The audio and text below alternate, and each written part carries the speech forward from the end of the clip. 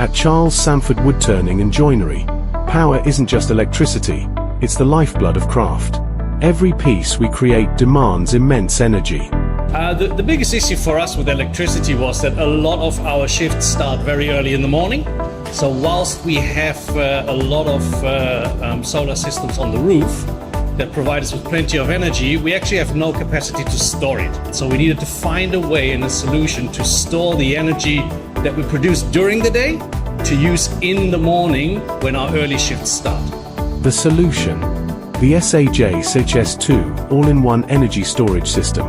This 100 kilowatt-hour battery isn't just for backup, it's a smart power manager for business.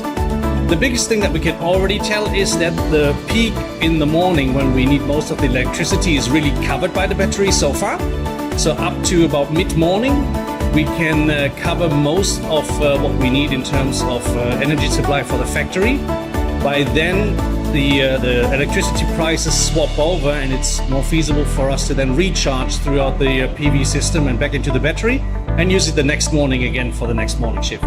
So far it's been a great experience and looking forward to using it.